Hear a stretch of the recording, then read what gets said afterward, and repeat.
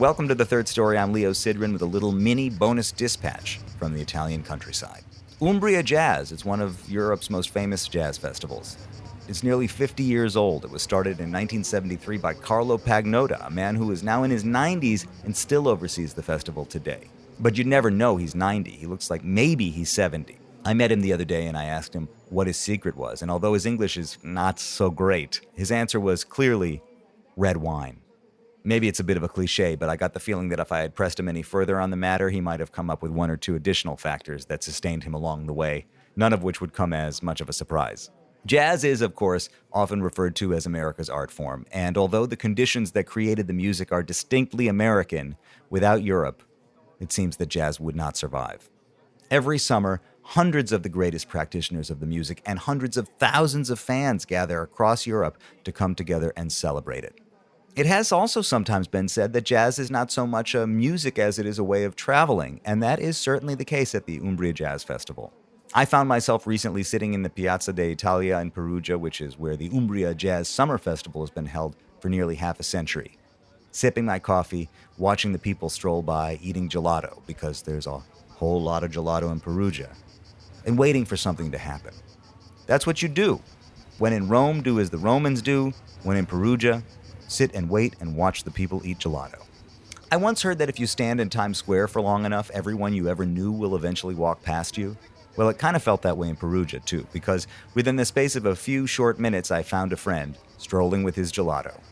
It was record producer Matt Pierson, who was in town to accompany Samara Joy and Pasquale Grasso.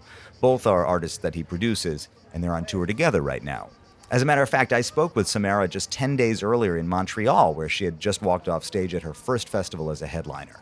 And here she was a week later in Umbria with a nightly residency and a few more big gigs under her belt. Matt Pierson has been in the jazz business for a long time, so I asked him to provide some context for the European connection. It is an American music, and we love our homeland, and certainly all hope and wish and try to effect a change there so that there's more of a fan base for the music. But in reality, if you ignore the borders, the base of live performance of this music and jazz and most jazz adjacent music is in Europe. It's just the way it works. The festivals here, the festival circuit, the fan base, the government support of the music, the actual respect for musicians and what they do, the press infrastructure, it's just amazing. So obviously for a lot of jazz people, you know, it's been since I first got in the business. What do you do in July? Oh, well, you go to Europe, you know, and you do a handful of the festivals and you have some time off and you get to do a lot of hanging. There's another thing about the hang in an environment like this, because it's not just, oh, we're going to hang and we're going to go home. It's like that thing that happens whenever I have a chance to produce a record out of town. Like that idea that you're with people and then you go somewhere that's not your home. There's something that way, then your home becomes the people you're working with. Mm-hmm. And your connection with people is that strong. So the other piece of it that I'm aware of is there is such a strong feeling of independence among, you know, so many artists today that we can do it ourselves, we can distribute it ourselves, we can pay for our own records, we can book our own gigs. And as much as of that as I think is true and real, I'm also made aware that the business is still real, that there are all of these mechanisms in place, booking agencies, labels, producers, who really are making this clock tick on a level that I guess it's something to be aware of, that the business is still a business. Yeah, and again, when you talk specifically about jazz, we had an infrastructure that was in place up until about 15, 20 years ago, where, especially in the States, you had a certain number of clubs, you had a bunch of retailers, you had radio stations in all markets, you had every major record company had a jazz division. So there was all of this going on, and then once the internet launched, there was all these jazz.com and all these places to go online. So there was an infrastructure that existed. But post Napster, LimeWire, and all of that, the record industry contracted in such a way that they bounced a lot of genre music to the curb.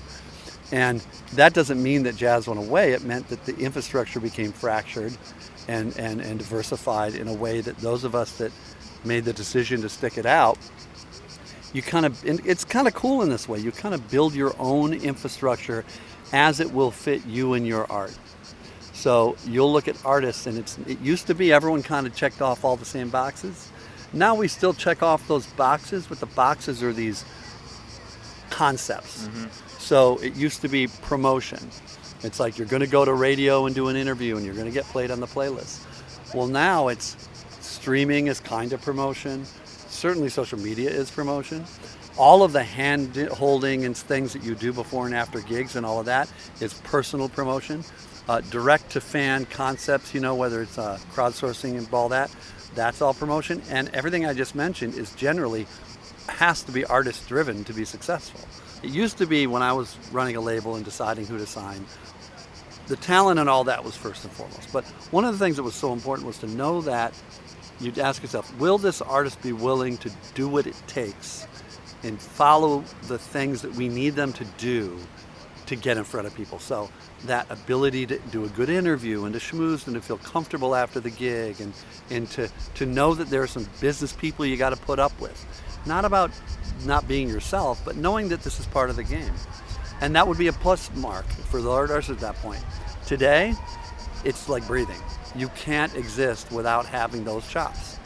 And there are artists that some people look at, and still in jazz, you'll say, how'd that guy get so successful? Someone's thinking, and then you look, you go, oh my God, look at that YouTube series he did, or look at that group, that Instagram feed that he created where people started going to hear him do cover songs of all gospel tunes. Like you name it, it all kind of happened. It's about survival, and I think that what you see here, when you see the artists that are booked this year, many of the issues have to do with those are artists that have been doing that work. If you're an artist that's willing to make a connection with your audience and then use that connection to expose them to some real shit, then you can win. One of the most common conversations in festivals like this involves some form of the question, what is a jazz festival? Or even, what is jazz?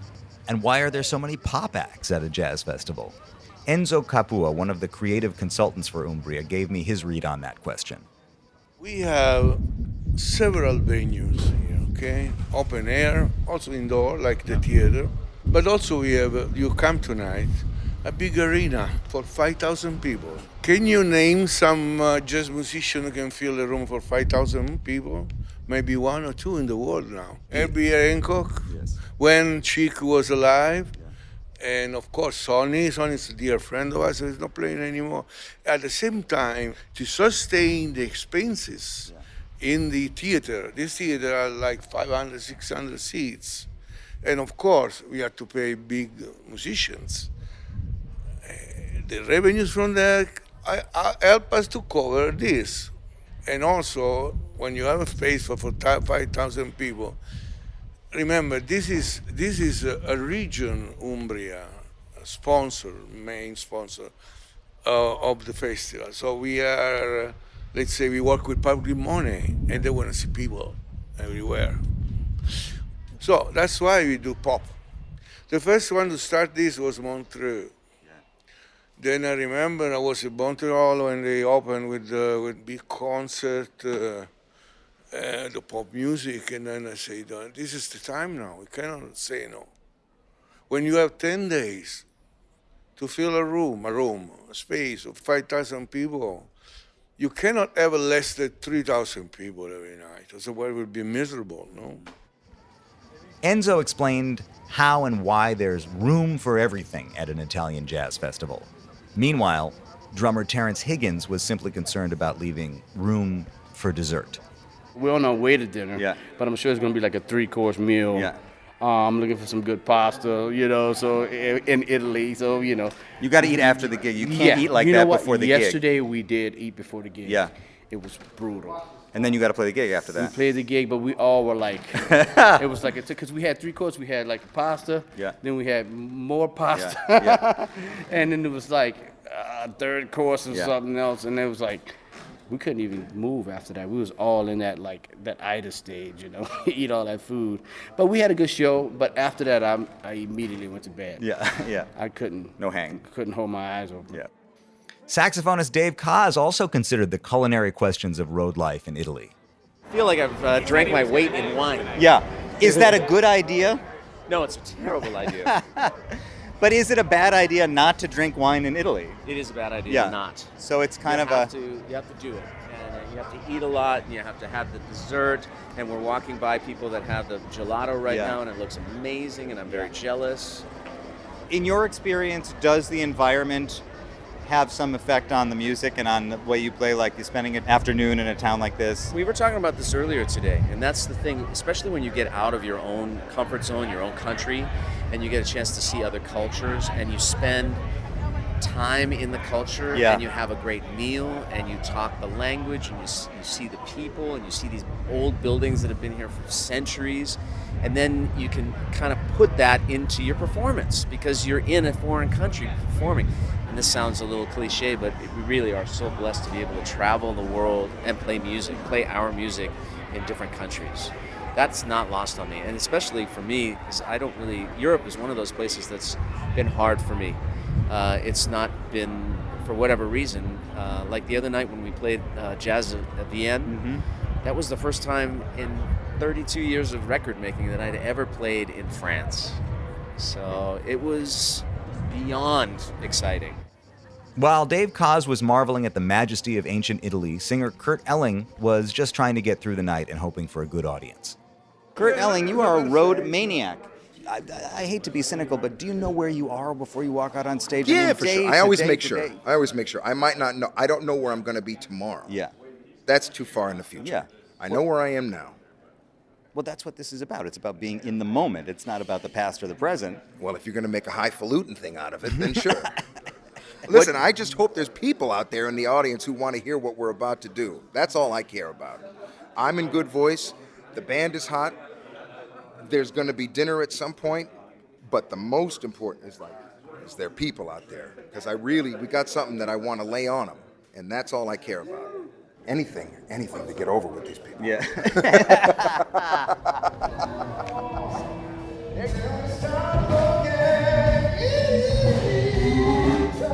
Anything indeed.